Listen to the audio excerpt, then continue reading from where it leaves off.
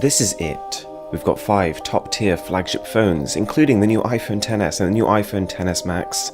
Welcome to the battery comparison.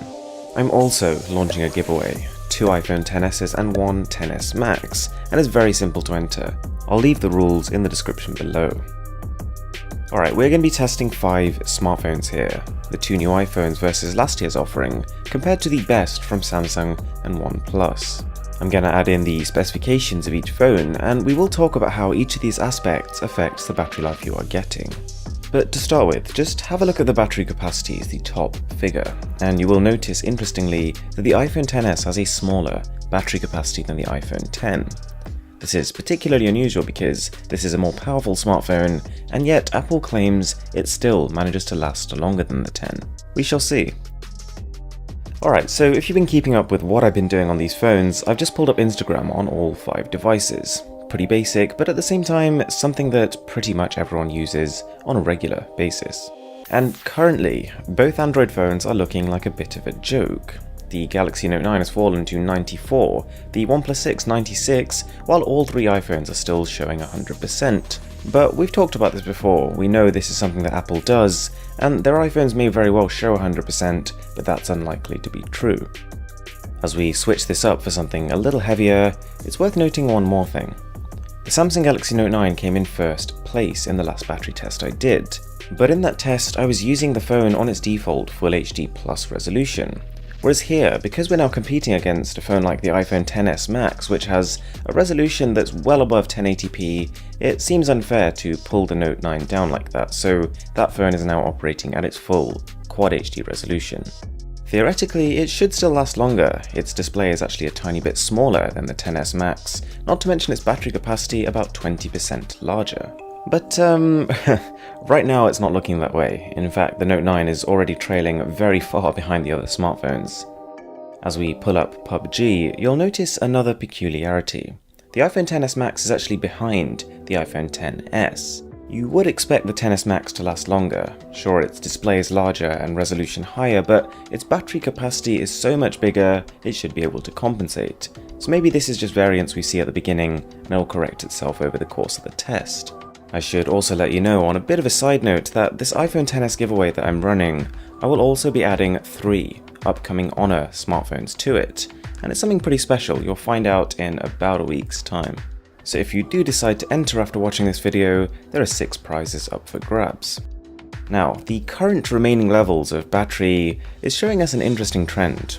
With every plus-sized iPhone that I've ever tested, the Plus model, or the Max model in this case, has always lasted significantly longer than the standard one, but that doesn't seem to be happening here. While of course there's still time in this test for the phone to pull ahead, it's clear that it's not in a different league altogether.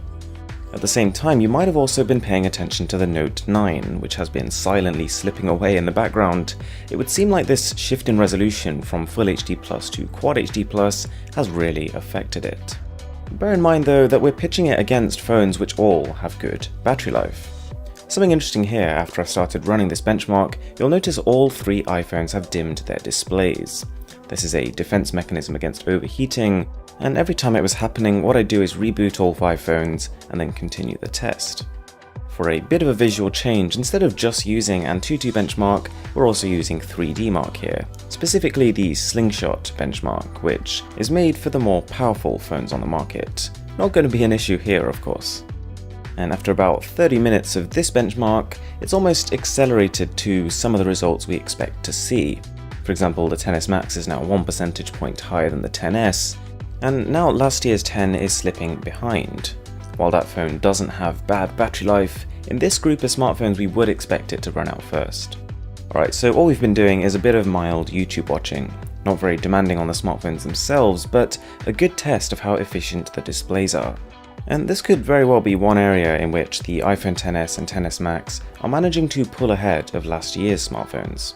The iPhone 8 used an LED backlit LCD display, but this time round both devices are using Super AMOLED panels, which essentially allow black pixels to be turned off as opposed to just lighting them black. So this means less pixels need to be on at any one time, and therefore a little bit of battery life is expected to be saved. And this is why you'll find that a lot of phones that come with AMOLED or OLED displays often have a dark mode built into them, where the menus are black, or you might have wallpapers with a significant part of the image is black, as you now do with the XS and the XS Max. So we've just finished recording some 4K video on all the phones. This doesn't seem to really hurt battery life too much, and it's really gaming and benchmarks that accelerate this downwards trajectory. The XS Max is now 2 percentage points higher than the XS. Still nothing dramatic, but I suppose at this point unambiguously ahead. Meanwhile, Apple's 2017 iPhone X is now on 30%, whereas the Note 9 is just behind on 29%. So it's probably only a matter of time before the X scoots past the Samsung in this race to zero. From the X, the XS is hardly a polar shift in terms of the specs you're getting. You've got the same size display, same resolution, and a smaller battery capacity, not to mention more RAM. And yet, the XS is so far ahead of the X in terms of remaining battery capacity that it really makes you think the A12 is a massive leap forward in terms of energy efficiency. Mind you, even if you compare the iPhone X to Samsung's Galaxy Note 9, while the X has now slipped behind, if you look at the amount of battery life you're getting per milliamp hour of battery, that phone is leagues ahead of Samsung's offering. And, well, the XS is even better. As you can see now, the iPhone X is on its last legs, so we're pulling up YouTube for one final last stretch before it eventually calls it a day. The XS Max still has 17% left, which is definitely a fair lead, but at the same time means that these phones are fairly closely tied. In some past battery tests on the Mr. Who's the Boss channel, we've seen differences between first and last place as much as 30 percentage points. So compared to that, all 5 phones here offer comparable battery life. It's not long before the OnePlus 6 calls it quits, and undoubtedly hot on its heels will be the Note 9 with only 3% remaining. And you might be thinking, wait a sec, on the Note 9 versus OnePlus 6 battery test, the Note 9 beat that phone by a fair margin. What's happened this time around? The difference primarily stems from the Note 9 being set to its full Quad HD Plus resolution this time. Whereas the OnePlus 6 has the luxury of being a 1080p display, Samsung's Galaxy Note 9, when at its full resolution, is pushing about twice as many pixels, and of course that's going to hurt battery. So now the Galaxy Note 9 is out too, we've just got the iPhone XS on 3% and the XS Max on 9%. And it only takes a few minutes of an Antutu benchmark for the XS now to call it a day. So the Max is the winner, but I suppose more interesting than that would be to have a look at the times that each phone managed to last, and then make some sort of comparative statement. Also, on a bit of a side note, you might have noticed that the XS Max is scoring over 300,000 points on Antutu, and in fact I remember one benchmark I ran, it got 340,000. That's a whole 30% more than phones with the Snapdragon 845 like the OnePlus 6, or phones with the Exynos 9810 like the Note 9. Alright, so in 5th place, no surprise to anyone, was the iPhone X. Whilst initially it looked like it was going to give the 2 Android phones a run for their money, towards the end of the test the battery life really started to fly off. This was then followed by the OnePlus 6, which managed to pull ahead especially at the end and last a whole half an hour longer. This is what I'd consider good battery life. The Galaxy Note 9 was next, lasting a whole 3 minutes longer than that phone, which on one hand is good, but on the other hand isn't great, because its battery capacity is about 20% larger than the OnePlus, and even more so compared to the iPhone XS. Speaking of which, that phone managed to last 10 minutes longer than the Note 9, which, credit where due, is really impressive.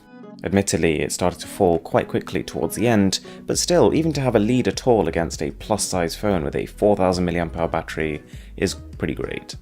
And as you know, the winner was the XS Max, with a time of about 12 minutes longer than the XS. On one hand, that's great, the XS performed really well, but on the other hand, this isn't as much of an improvement as you would have expected given how much more battery it has.